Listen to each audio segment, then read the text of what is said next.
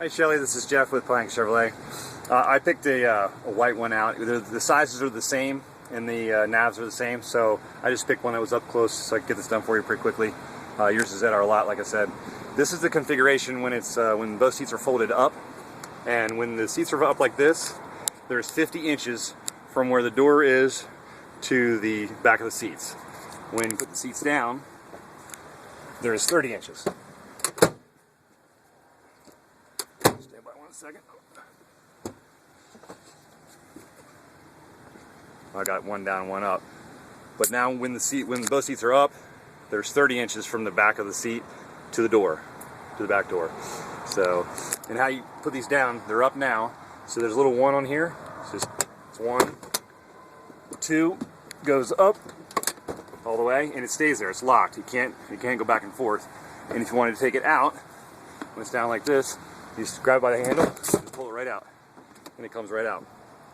And then you just put it right back in the same way.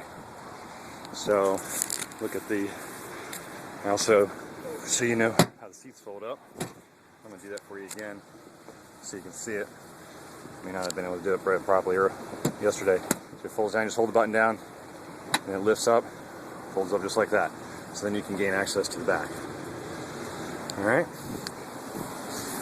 So, get over to the nav unit. Turn the AC down a little bit. Bear with me. I'm sure it's going to screw up the mic. So let me turn it off. Alright, right now it's on split screen. I don't know if you can see that well enough. Currently it's on split screen, so you can have the radio, you can see what's going on with the radio and the nav. So it is touchscreen, and what you want to do is go to full map. Now it's going to look a little funny because I'm recording this, but might be a little hazy. But you got full map here, and then of course this tells you, it gives you highway traffic, and it also gives you the time here.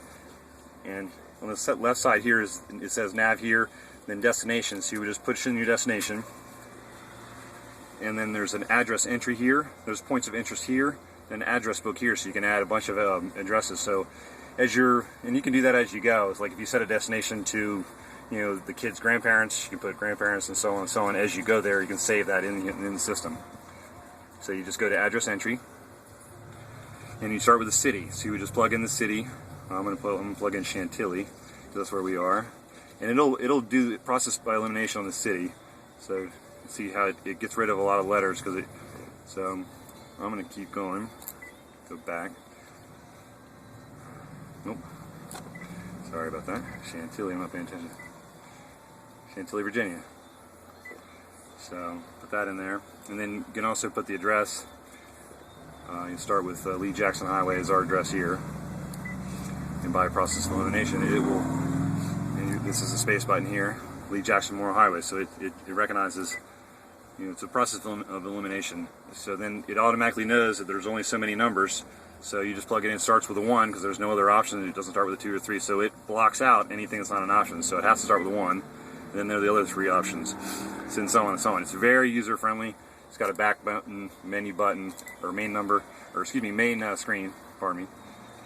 And then if you want to get back to nav, just hit the nav button. It's very, very simple, and it does have categories as well, points of interest they call it. You can put in there. You can put the point of interest name. You can also browse points of interest in the city that you want to pick. See, here's your screen for restaurants, automotive, recreation, banking, shopping, and you can put in the closest destination where you are. You can change the location here. Just hit the change location, and you type in your location, and it'll give you the restaurants that are closest to where you are. And this is down here is a list of all categories. There's shopping, travel, you know, and it'll list all the restaurants in the immediate area. It'll ask you whether you want American, Chinese, you know, continental, fast food, and so on and so on. It's very, very user friendly. If you ever go back, just hit the back button if you make a mistake. So that's very easy to use there. So I think that's pretty simple with that. Let's see, what else did you have a question on? I think that was just about it. So I'm going to go ahead and shoot this over and check on the maps for you. But I hope the nav, hope that was pretty easy for you to understand. I think so. It's pretty user friendly. I'm going to go back to nav, and you can, like I said, you can do the split screen just by hitting that, and it will go to. Hold on a second.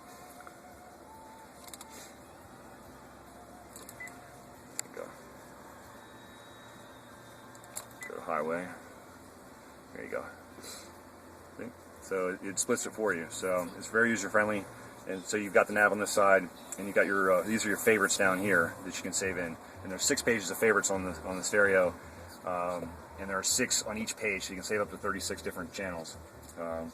Which I don't think I know anybody that saved that many, but it's there if you need it.